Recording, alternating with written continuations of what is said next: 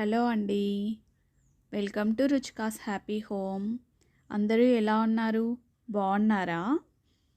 ఈరోజు నేను ఎంతో టేస్టీగా ఉండేటువంటి ఒక చట్నీని ప్రిపేర్ చేసి చూపిస్తున్నాను.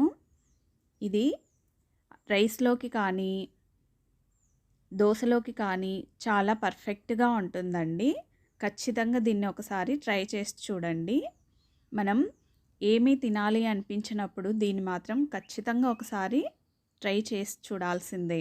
ఇప్పుడు దీన్ని ఎలా చేయాలో, దీనికి కావాల్సిన ఇంగ్రీడియంట్స్ ఏంటో నేను చెప్పేస్తున్నాను చూడండి.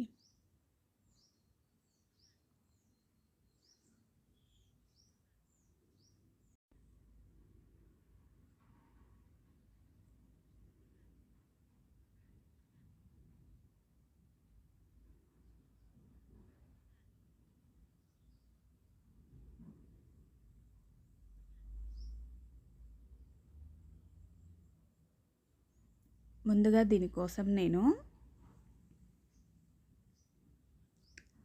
కరివేపాకు, ఎండుమిరపకాయలు 2, ఆనియన్స్ 2, టమోటాలు, కొద్దిగా జీలకర్ర, ఇంకా కొంచెం చింతపండును నీళ్ళల్లో నానబెట్టుకున్నాను. ఇప్పుడు ప్యాన్ పెట్టి అందులో కొద్దిగా ఆయిల్ వేసి ఇలా ఎండుమిరపకాయలు, కరివేపాకు, ఇంకా కొంచెం జీలకర్ర వేసి వేయించుకోవాలి. ఇవి చక్కగా వేగుతున్నప్పుడే మనకి మంచి స్మెల్ అనేది బాగా వస్తూ ఉంటుందండి.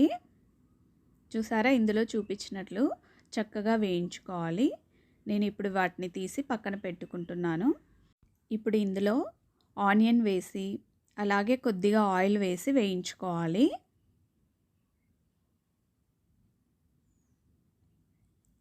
ఈ ఉల్లిపాయలు అనేటివి చక్కగా ఎర్రగా అయ్యే వరకు వేయించుకోవాలండి.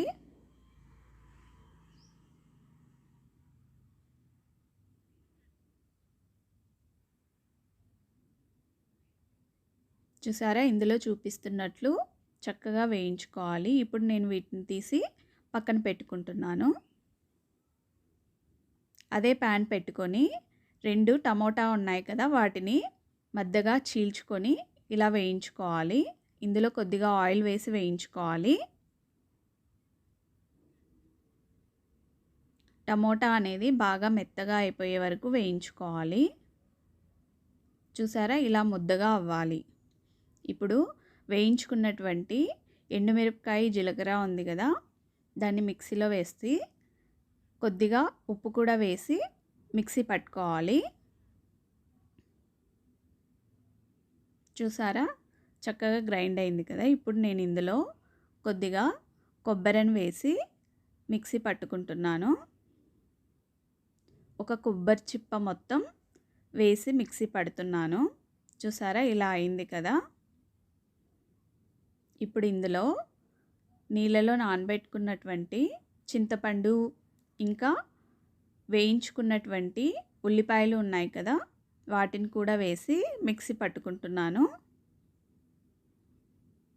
ఆనియన్స్ అనేవి మెత్తగా గ్రైండ్ అవ్వకుండా కొంచెం కచ్చాపచ్చాగా మనం మిక్సీ పట్టుకున్నామంటే అవి తింటున్నప్పుడు చక్కగా టేస్ట్ అనేది ఎంజాయ్ చేయొచ్చు.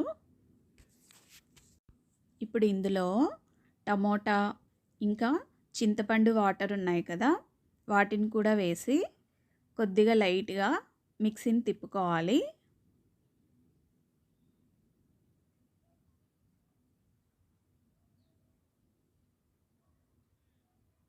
చూసారా, ఇలా కచ్చాపచ్చాగా మిక్సీ పట్టుకున్నామంటే రైస్లో ఇది చక్కగా ఉంటుంది.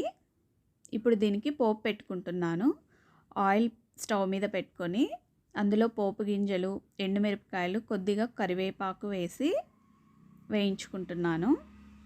ఇది చక్కగా వేగింది కదా. ఇప్పుడు నేను చట్నీలోకి దీన్ని వేస్తున్నాను. చూసారా, ఎంతో టేస్టీ అయినటువంటి జీలకర్ర చట్నీ రెడీ అయిపోయింది. ఇది వేడివేడి అన్నం నెయ్యితో సర్వ్ చేసుకుంటే చట్నీ మొత్తం అయిపోయే వరకు రైస్ని అస్సలు వదిలిపెట్టరండి. తప్పకుండా దీన్ని ఒకసారి ట్రై చేసి చూడండి.